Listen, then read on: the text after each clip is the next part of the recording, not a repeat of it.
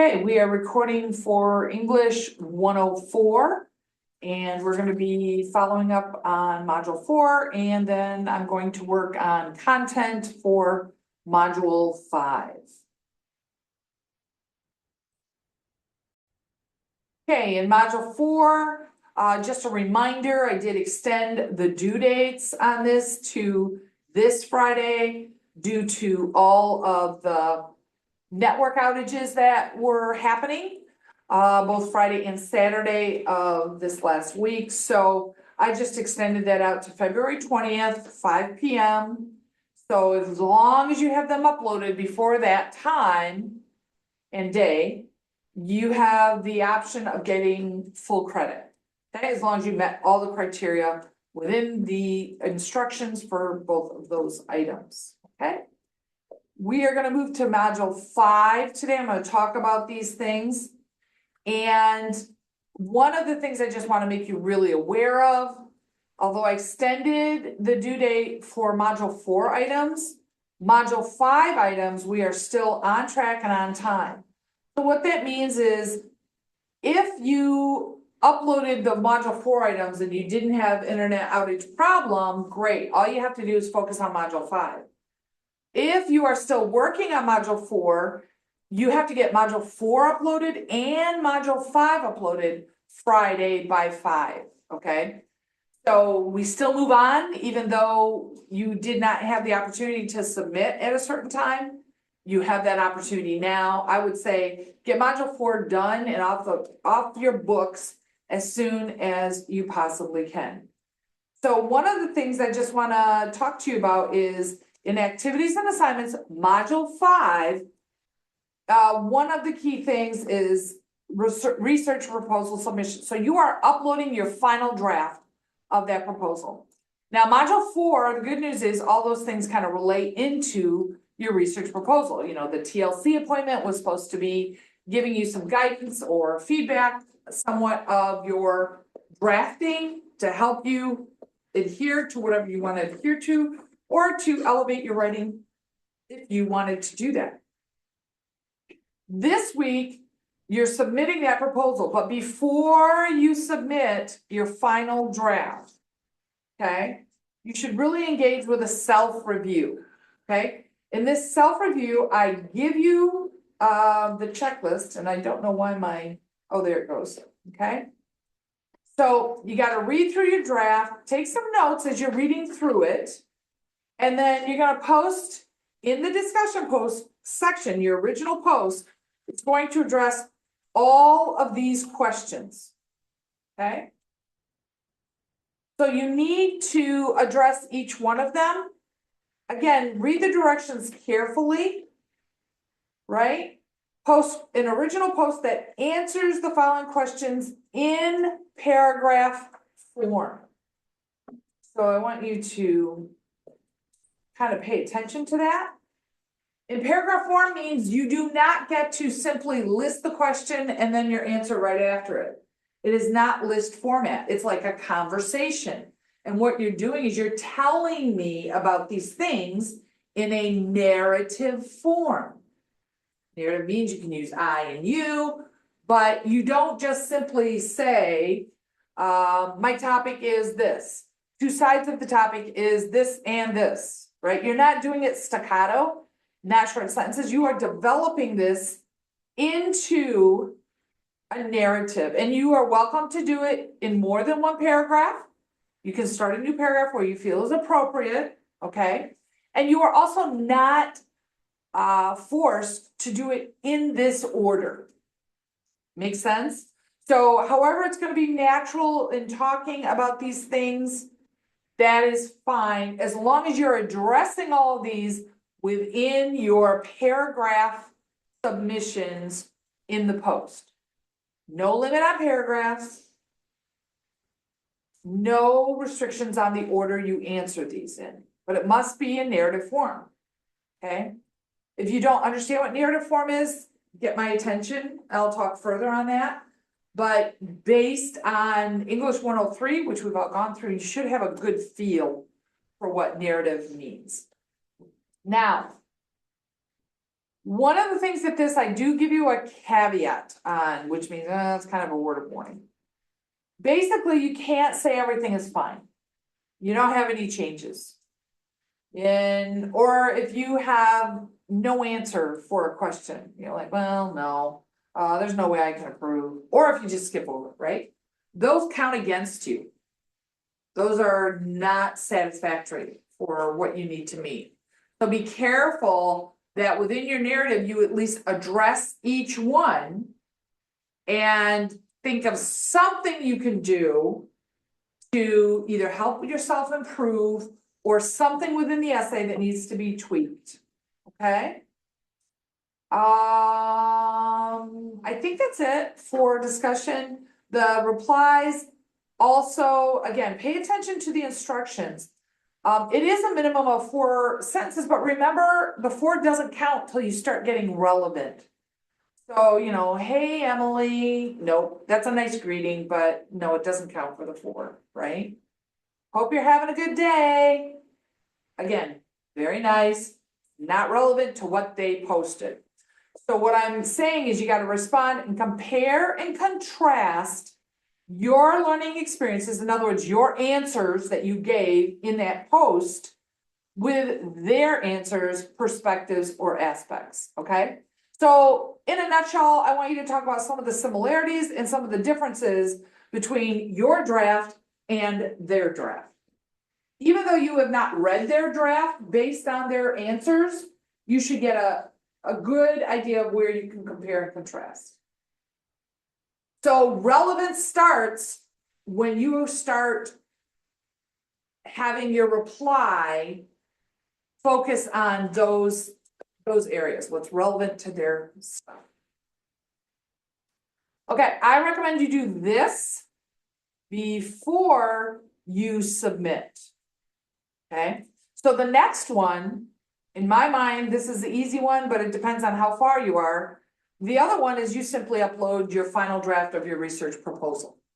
Okay, we've already gone through this a couple different times. We've certainly had instruction on it. Hopefully you've done the TLC at this point, then you've done a self-review, and you've had time to revise sufficiently so that now the final submission is where you want it to be for grading. Word of caution, don't upload till you're ready.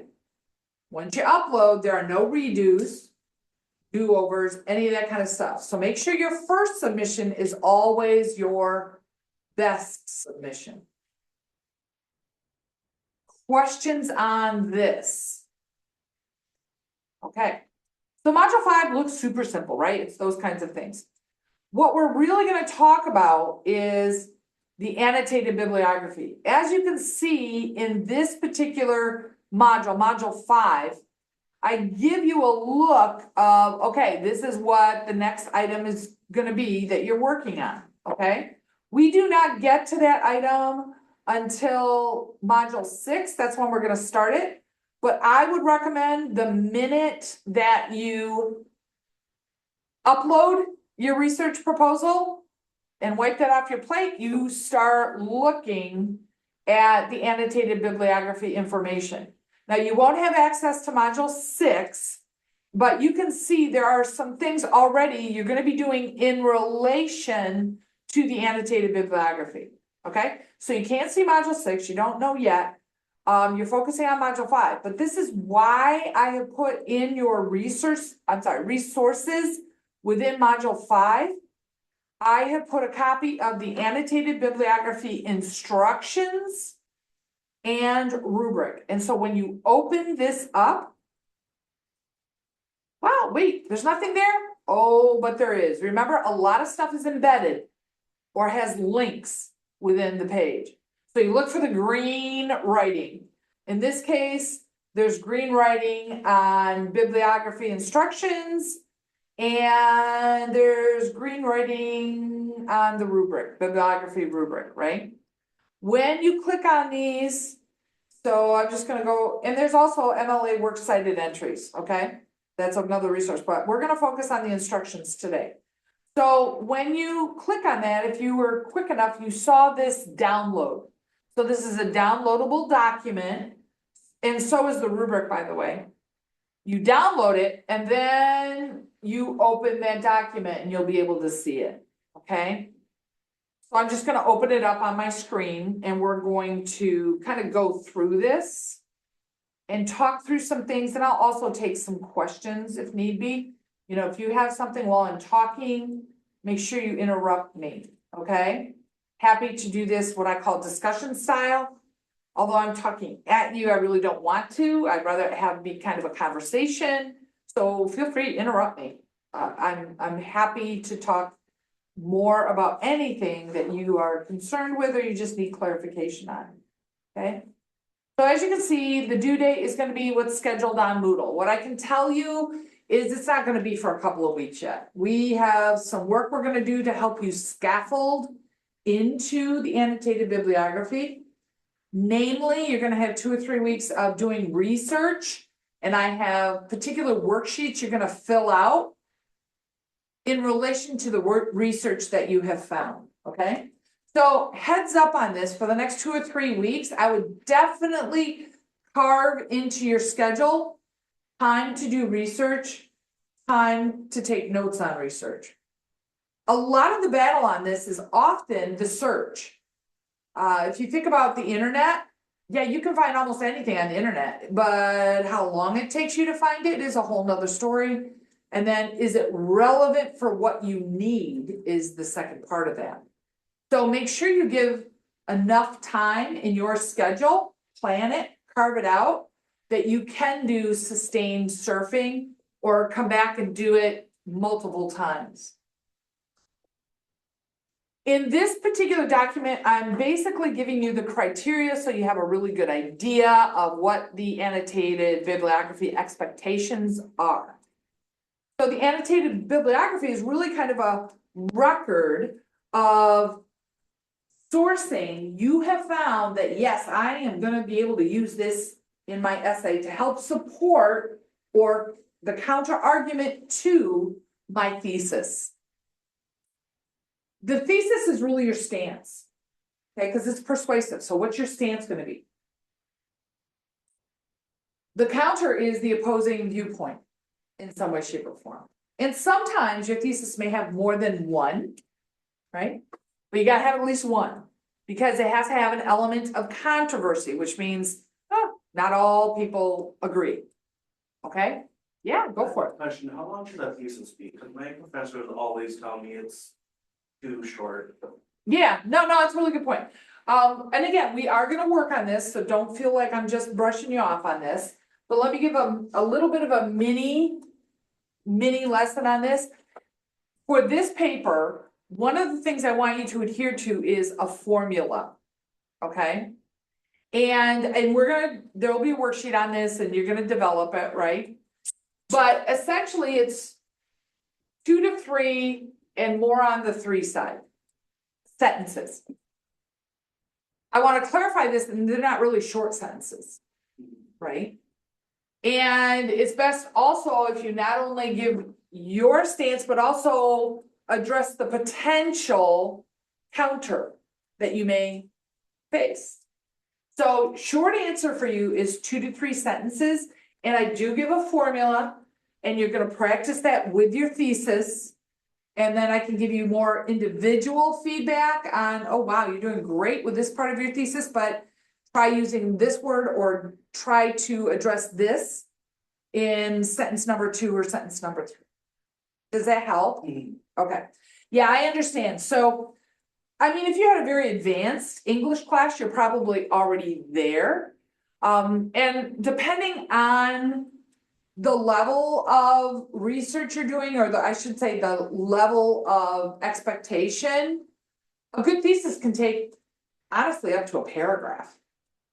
But for the purposes of this class and for the level of research I'm expecting from you to support your stance, it will be, for sake of argument, we're going to say 3 sentences, and they should be at the end of your introductory paragraph.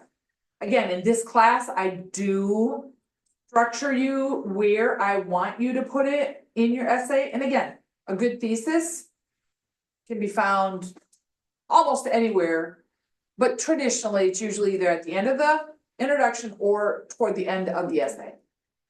For this class, I wanna make this clear, in my direction, and I believe I tell you in one of the worksheets when we work forward, it should really be at the end of your introduction section.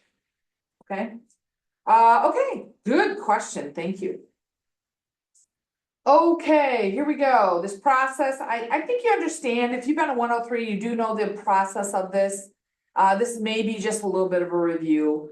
But essentially, what's the annotated bibliography? Well, it's a list of sources that you've already looked at, and you're pretty sure you're going to be able to glean information out of that to use in your essay to support or counter argument to your stance. Okay?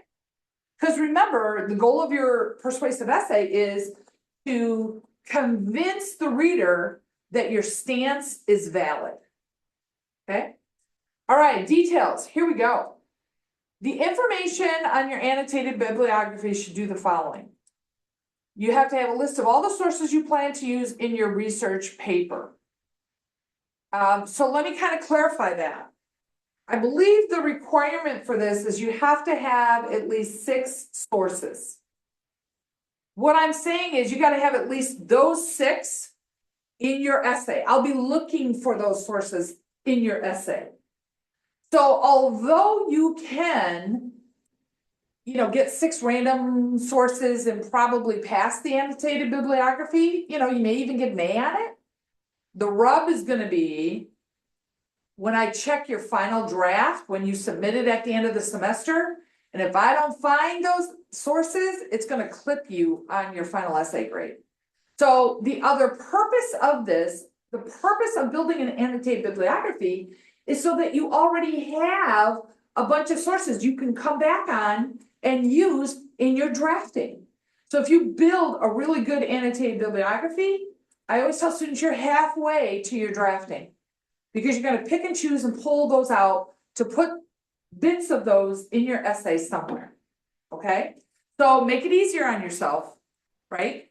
Do a good job, put time into the annotated bibliography, because honestly, you're doing it for yourself. Don't do it just to get through the assignment.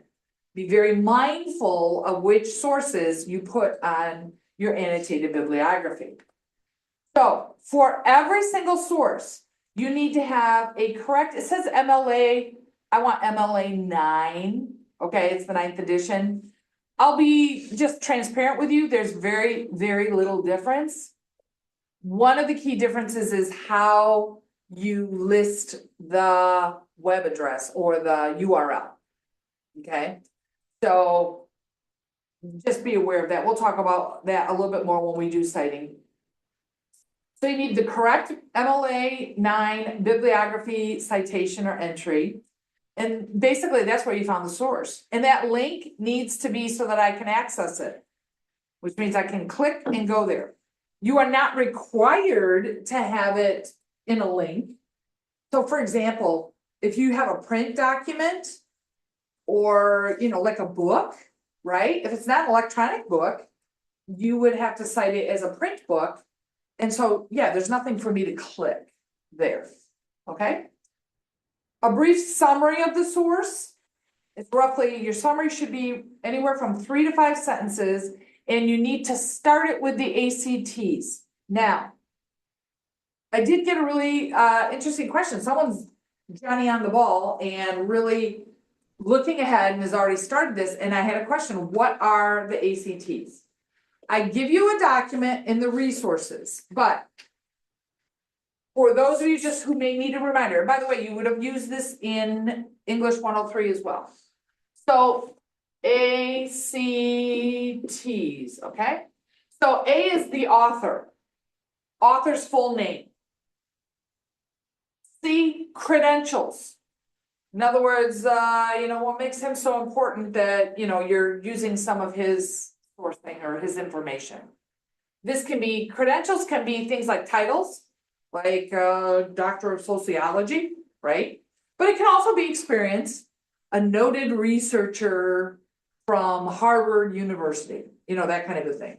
So you may have to do a little bit of homework to find information on the author of the article that you are taking from.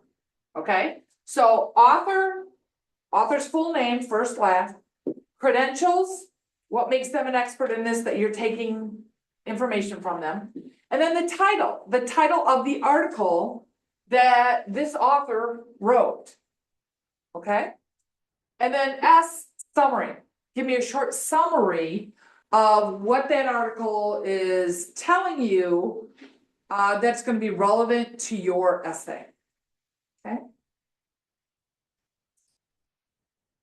Let's do, okay, then the next thing you need is a clear indication of how you're gonna use the information in your essay.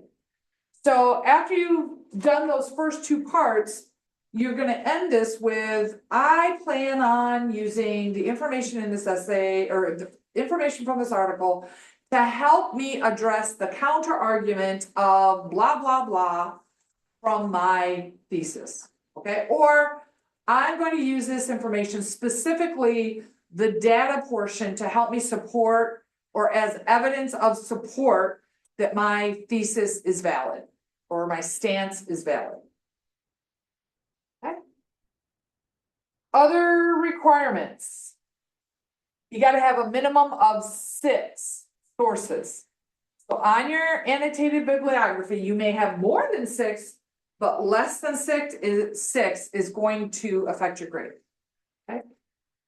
The other one is, of those 6, 3 have to be from library databases, and 2 need to be scholarly or peer reviewed. So here we go. Let's look at some variations on this. You know you have to have 6. Okay. Of those 6, 3 have to be from the databases. And FYI, it's the SMC databases. There are a lot of databases in the world, but I am restricting you to the SMC databases. If you don't know where they are, I'm going to show you in a minute. And you're going to have a worksheet in which you're going to have to do sourcing from the databases. So we are going to talk about that in full a little bit later on. Of those 6, 3 of those have to be from the databases, and 2 of those have to be scholarly or peer reviewed. So here's a couple of combinations based on these instructions. I have my 6 sources. Number 1, are 3 of those sources from databases? Or another 2 of them scholarly? You can also do these 2 in one, it's like killing a bird with one stone. You can have 3 from a database, and if all 3 or 2 of them are scholarly, you have now met both of those demands. But if you get 3 from a database, none are scholarly or peer reviewed, then now you got to get 2 more that are scholarly and reviewed. But you can, what I call, piggyback on that one. Make sense? If you get anything outside of the databases, you need to do the CRAP test. Okay, and we talked about that, I think, prior. And I have the sheet, you can refer back to it. But essentially you're looking at currency, right? See for how current is this information, right? Our reliability, how reliable, in other words, is it written by someone with authority, that kind of a thing, right? Or is it, Joe Schmo trying to sell you something through this article, okay? So double check that you are applying. Now, you should have been doing this, and I gave all the resources for this back in module 4, because that was one of the requirements you had to do when you were looking at different areas, right, on that worksheet. So I don't want to spend too much time lecturing on that anymore. But you are welcome to ask me questions. If you want a one-on-one, you want me to go over it again, absolutely. On your annotated bibliography, of those 6 sources, you are allowed to have a personal interview. It has to be with a credible person. You're not required to do an interview. But if you just so happen to know an authority with a proper credentials on your topic, right? Then absolutely, you're welcome to do a personal interview and then you're gonna use that as one of your sources. I do wanna emphasize it's not required, but it is allowed. The other part of that is you only get one. So, maybe you know 5 experts on your topic. Nope, you only get one interview. The rest has to come from published research. Does that make sense? So I do limit you, no more than one.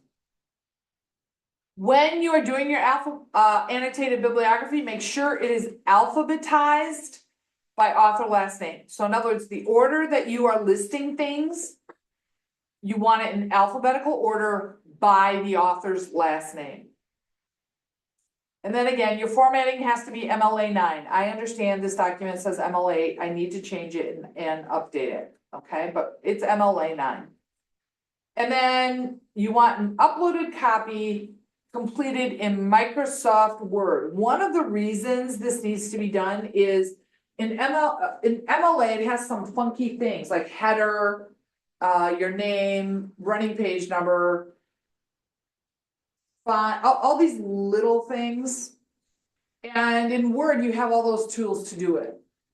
I'm told Google Docs also has some of those things, but it doesn't transfer well to Word. What's happened in the past, students have done it all right in Google Doc, but when they transposed it to Word, the formatting went off and it didn't match what it was supposed to be. One of the things I do grade you on is MLA formatting. That is one of the categories, and I am looking at that, so you have to demonstrate the correct items for that in the correct spacing, all that kind of stuff. So just, be aware of that. You should do it in Word. Everybody has access to Word. Office 365 has it. I think it's like you can store your documents in the cloud or however that works for Office 365. I do know there is a way you can create your document in Google Docs, and you can transpose it to a Word document. I do not know how to do that. That would be a technical question. Go for it, Peyton. You just go up to file and go to download it, and that should be the first one there. Okay, thank you. So super simple. My word of caution is after you do that, open it up on your computer before you upload and make sure it looks the way it needs to be. So for example, your header's in the right place, your first 4 lines are in the right place, all that kind of stuff. So yeah, super simple, sounds like. I just know students have had issues with it in the past. They probably just copied and pasted it. 'Cause I know That could easily be. And then I lost place. Yeah, it could easily be. I don't know, I just wanna make sure that you have the opportunity to get full points and you don't get clocked on something with MLA, right? Cause honestly, that should be the easiest category for you to get full points every time. Cause I'm just looking at where you put things and are they in the right place? Okay. As I said before, due date is on the Moodle page. You will not be facing the final submission for this for at least 2 weeks, possibly 3. Okay. Now, the other thing I provided for you is a sample entry for an annotated bibliography. This is exactly what it sounds like. It's a sample. Now, I know there's a way to enlarge my screen. Is it Control-Alt+? Does anybody know? Should we take a risk? I don't know. Nope, it didn't work. So, what do you want to do? I just want to enlarge it so you can see it better. Oh, on the bottom, Bottom right? yeah, the little, go up more, the slider. Oh, okay. Well, hey, that's handy. You sure it's not volume? It should. Oh, no, it says Zoom, so you're right. Okay. Hey, thank you. Look at us go right there. Okay. Here's the sample entry, so I want to kind of talk you through this so that it's not just a bunch of words at you. So you'll notice the first item on the annotated bibliography. So when you're writing this, the first thing you are doing is the citation. That's always the first part. So if you notice this, it's a citation, it's in MLA format, has the appropriate information, and point out, it has a hanging indent. Because in MLA, when you do the works cited page, you have a hanging indent. So if you put the time into this right here, when you're doing the annotated bibliography, the nice thing is, all you have to do is copy paste on your final draft and you have your works cited page pretty much done, unless you find more sourcing. Okay. So here's where we're gonna go, that first 2 or 3 sentences, and they have to include the ACTs. In their scholarly essay, Diabetes and Environmental Hazards, SL Thrower, diabetes specialist, and PJ Billingsley, professor of health sciences, discuss the ways environmental hazards can worsen the health of persons living with diabetes. Okay, right there are the ACTs. You saw the author's names, full names, right? You saw credibility, diabetes specialist and professor of health sciences, right? And then you have the title, Diabetes and Environmental Hazards, in there. And please note, the title is done properly in quotation marks because it is a title of a small container. Remember, large containers versus small containers. Large containers like books or names of journals, names of databases, those are italicized. But titles of articles, those are in quotation marks, okay? And you'll notice the difference up at the top when I did my works cited page. Diabetes, obesity, that is the journal, that's the name of the journal, so that was italicized, right? Academic Search Premier, that was probably the search engine or a title of the container as well. But you'll notice the actual title of the article was in quotations up there as well, okay? So pay attention to those things because one of the things I look at is, are you using MLA elements properly within your annotated bibliography? So then you'll notice the rest of this is summary and how you're going to use it in the essay. So when you say they show, and you go all the way down to most readers. So let me see if I can highlight this for you. So they show. Boom. From there is summary of that article. You're telling specific aspects of it that you found valuable, but also you're summarizing it in general for what they're trying to get across. The last part is how you plan on using it within your writing, within your essay. Most of my readers will assume blah, blah, blah. However, information from this article will help me persuade readers that blah, blah, blah, blah, blah. Okay, so 1 to 2 sentences at the end. So as you can see, if you do the annotated bibliography well, it's almost a full page for 1 entry. And again, this is a thumbprint. It's not exact, but I'm trying to show you how the elements from the instructions are going to be embedded within your annotated bibliography entry. And so if you have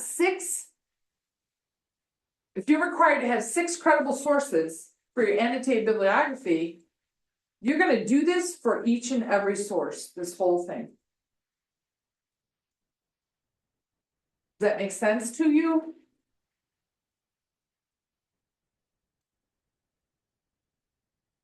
Okay, I'm going to stop recording because that is content lecture.